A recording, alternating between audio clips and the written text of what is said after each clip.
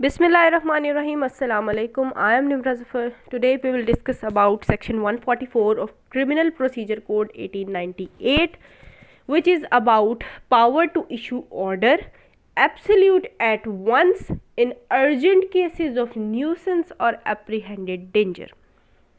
अब सबसे पहले इसको देखते हैं कि सेक्शन 144 ये है क्या, किसकी पावर है, किस काम के लिए ये पावर दी गई है, किन केसेस में ये पावर यूज़ हो सकती है।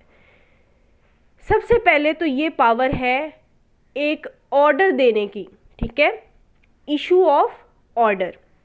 अब ये ऑर्डर कौन दे सकता है, कब दे सकता है, किन केसेस में दे सकता है, ये हमने सेक्शन 144 में देखना है। Issue of order absolute at once in urgent cases. हमेशा सेक्शन 144 तब लगेगा जब कोई इमरजेंसी केस होगा, जब कोई अर्जेंट केस होगा, जिसके थ्रू क्या हो सकता है, न्यूसेंस क्रिएट हो सकती है या किसी भी खदशा है, किसी भी जो है वो नुकसान होने का। ठीक है, अब वो नुकसान कौन से हो सकते हैं? कोई इंजरी कॉज हो सकती है, कोई पब्लिक एट लार्ज को कोई डेंजर हो सकता है, लोगों की जान का ख़तरा हो सकता है, कोई रॉयटिंग का ख़तरा हो सकता है, कोई पब्लिक ट्रैंक्विलिटी की डिस्टर्बेंस का ख़तरा हो सकता है, कोई अफरे का ख़तरा हो सकता है, या इस तरह का कोई भी मामला जिससे एमरजेंसी क्रिएट हो सकती है। इस तरह के अर्जेंट केसेस में जब लगे कि ये न्यूसेंस क्रिएट करेंगे या इसके थ्रू जो है वो मसला होगा या लोगों की जान को ख़तरा है, या कोई ऐसे माशरे में जो है वो पब्लिक ट्रैंक्विलिटी जो है वो डिस्टर्ब हो रही है, पब्लिक पीस डिस्टर्ब हो रहा है, तो उस केसेस में ये ऑर्डर दिया जाएगा कि वो उस काम से उन पर्सनस को रोक सकें। अब आ जाते हैं सब सेक्शन 1 पे। सब सेक्शन 1 क्या कहता है कि यहाँ पर अगर डीएसपी को, ठीक है, या फिर ईडीओ को, एग्जीक्यूटिव डिस्ट्रिक्ट ऑफिसर, ठीक है, अगर इन दोनों पर्सन्स में से किसी को लगता है कि कोई ऐसा काम कहीं पर हो रहा है या होने वाला है जिससे कि लोगों की जान को ख़तरा है या न्यूसेंस क्रिएट हो सकती है या कोई भी अप्रीहेंडेड डेंजर है, तो उनकी रिटन रिकमेंडेशन पर, वो रिटन रिकमेंडेशन किसको देंगे? ज़िला नाजिम को। उस ज़िला के नाजिम को रिटन रिकमेंडेशन दी जाएगी कि आप एक ऑर्डर दें जिसके थ्रू सेक्शन 141 के थ्रू वो ऑर्डर देगा कि इस काम को फौरी तौर पर रोका जाए। ठीक है, अब क्या होगा, किस बेस पर ये डीएसपी और ईडीओ जो है ये रिटन रिकमेंडेशन जो है वो ज़िला नाजिम को भेजेंगे? जब उनको लगे कि सफिशिएंट ग्राउंड्स हैं ये प्रोसीडिंग अंडर सेक्शन 144 के जो है वो करने के लिए, इसके थ्रू कार्रवाई करने के लिए सफिशिएंट ग्राउंड्स मौजूद हैं, या इमीडिएट प्रिवेंशन होनी चाहिए किसी चीज़ की कि फौरी तौर पर किसी अमल को रोका जाए, या फिर स्पीडी रेमेडी आपकी डिज़ायरेबल हो किसी भी केस में, कि इमरजेंसी केस हो, कोई अर्जेंट केस हो जिसमें जो ज़रूरी हो जाए उस काम को रोकना, तो वो जो है वो रिकमेंडेशन जो कि रिटन रिकमेंडेशन होगी डीएसपी और ईडीओ किसको भेजेंगे? ज़िला नाजिम को भेजेंगे।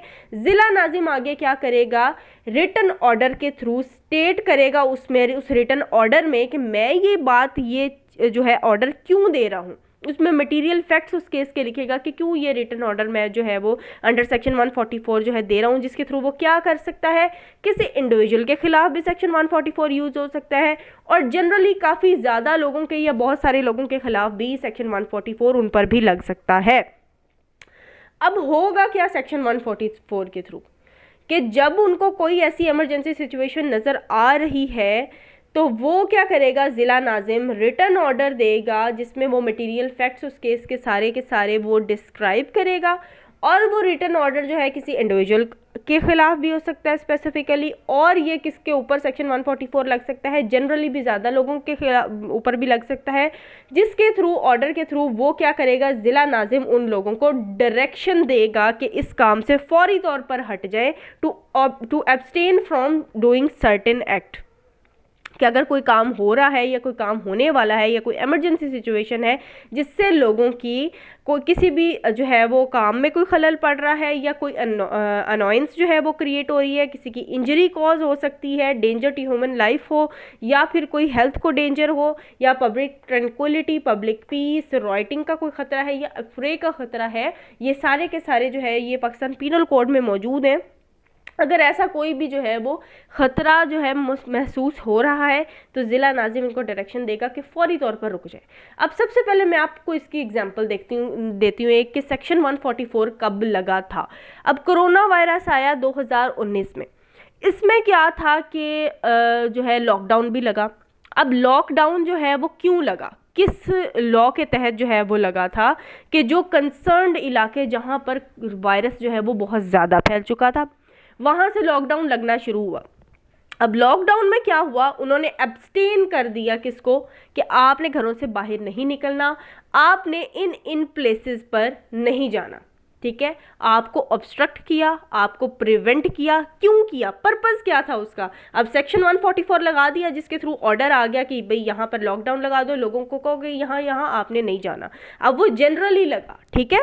सेक्शन 144 हम सब पर अप्लाई हुआ और जनरली हुआ। अब ये किसी एक इंडिविजुअल के खिलाफ भी हो सकता है। अगर फॉर एग्जांपल कोई लड़ाई हो रही है कहीं पे, किसी पर्सन ने जो है वो कोई एक बंदा है वो कोई ऐसा काम कर रहा है जिससे जो है ये ऑब्स्ट्रक्ट हो रहा है या public piece, public tranquillity disturb हो रही है या ऐसा कोई भी काम हो रहा है, तो वो एक बंदे को भी ज़िला नाजिम जो है वो डायरेक्शन दे सकता है। अब हम देखते हैं कि पर्पस क्या है सेक्शन 144 का। हमने देख लिया कि कोरोना वायरस में सेक्शन 144 लगा, हम सब पर लगा, ठीक है। इसके थ्रू क्या हुआ, ज़रूरी नहीं है कि ये कोई ऑफेंडर्स के खिलाफ ही लगता है या क्यों।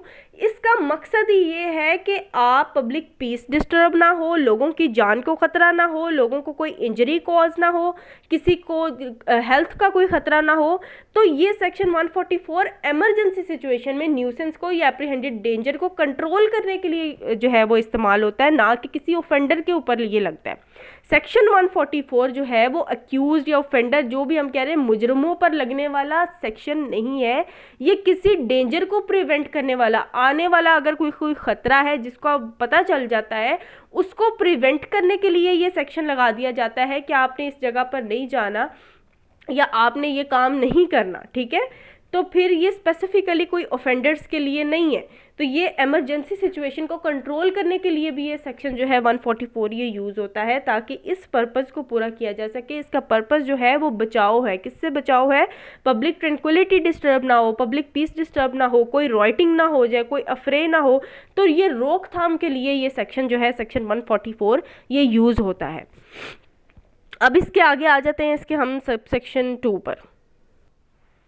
सब सेक्शन 2 क्या कहता है कि अगर कोई ऐसी इमरजेंसी सिचुएशन है और किसी इंडिविजुअल को जो है ये ऑर्डर देना था ज़िला नाजिम ने, ठीक है, कोई एक पर्सन है, तो अगर ऐसी इमरजेंसी है कि उसको नोटिस सर्व करने के लिए टाइम नहीं है या जो है नोटिस सर्व करना यहाँ पर जो है वो उसके लिए नुकसानदेह है, तो उस पर्सन को नोटिस सर्व नहीं किया जाएगा कि वो आए और अपना जो है कॉज है वो शो करे कि उसने ये काम क्यों कर रहा है, वो उसको रोका जाए इस चीज़ से। तो वो एक लंबा प्रोसेस चल पड़ता है।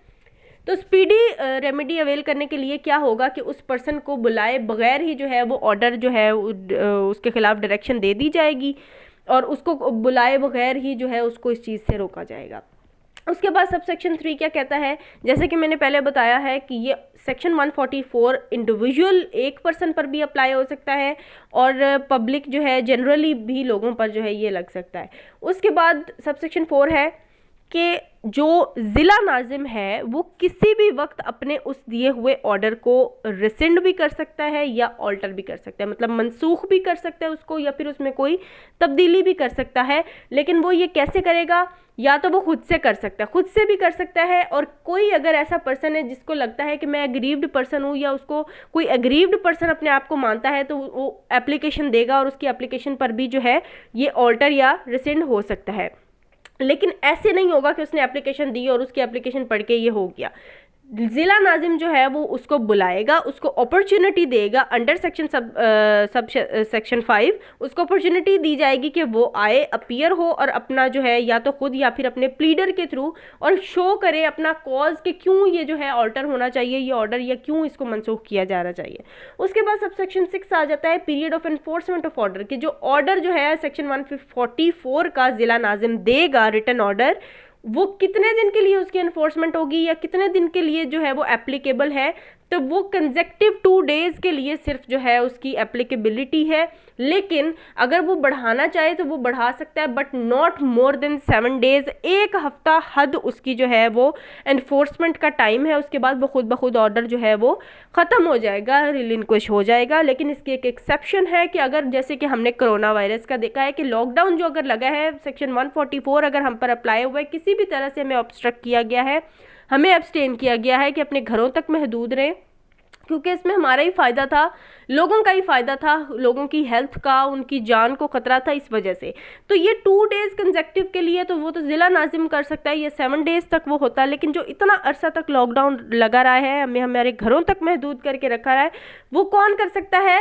वो प्रोविंशियल गवर्नमेंट कर सकती है। प्रोविंशियल गवर्नमेंट जो है इस ऑर्डर को जो है वो ज़्यादा देर तक चला सकती है, या ये जो पावर है सेक्शन 144 की, ये प्रोविंशियल गवर्नमेंट के पास भी।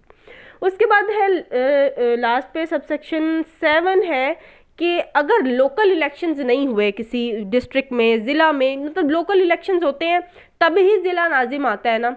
अगर ज़िला नाजिम नहीं है, लोकल इलेक्शंस अभी तक हुए नहीं है, ज़िला नाजिम जो है उसने अपना ऑफिस का चार्ज जो है वो नहीं संभाला अभी तक, तो उसके बिहाफ पर ये जो पूरा हमने सेक्शन 144 पढ़ा है, ये सारी प्रोसीडिंग्स या ये सारा काम कौन करेगा उसके बिहाफ पर? उस डिस्ट्रिक्ट का जो डीसी होगा ना, वो उसके बिहाफ पर ये सब काम कर सकता है। तब उसके पास पावर है ज़िला नाजिम के ना होने की सूरत में, इसके एब्सेंस की सूरत में, कि वो ये ऑर्डर जो है सेक्शन 144 का वो डीसी भी जो है वो पास कर सकता है। अब इसके बाद जो है हम सेक्शन 144 सीआरपीसी से थोड़ा सा हट के जो है इसमें एडिशन करते हैं पाकिस्तान पीनल कोड की, कि अगर जो है कोई पर्सन इंडिविजुअली भी या कोई पब्लिक जो है जनरली भी सेक्शन 144 की वायलेशन करता है, तो उसके ऊपर जो है वो उसको पनिशमेंट जो है वो कितनी होगी, अब हम देखते हैं। अगर पनिशमेंट की बात करें कि अगर सेक्शन 144 सीआरपीसी के तहत जो है वो अगर इसको कोई नहीं मानता या कोई वायलेशन करता है उस ऑर्डर की, तो फिर उसकी पनिशमेंट क्या होगी? तो उसको सेक्शन 188 पाकिस्तान पीनल कोड 1860 के थ्रू पनिशमेंट दी जाएगी, जो कि 1 मंथ तक की इम्प्रिजनमेंट भी हो सकती है, 600 रुपीज़ का फ़ाइन भी हो सकता है, या फिर ये दोनों चीज़ें मिलकर भी हो सकती हैं। लेकिन जहाँ पर ह्यूमन लाइफ की डेंजर की बात आ जाए, ये ऊपर वाली बात तो मैंने की कि पब्लिक ट्रैंक्विलिटी, अफ्रे वगैरह, राइटिंग वगैरह, मतलब इसकी बात हुई कि इसकी पनिशमेंट इतनी होगी।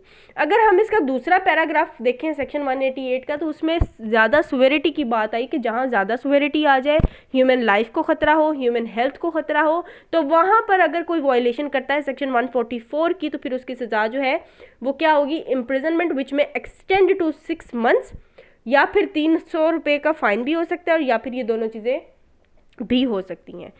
ये था section 144 and this was all about our today's lecture. Thanks for watching the video, and if you like the video then don't forget to like, share and comment. Thank you so much.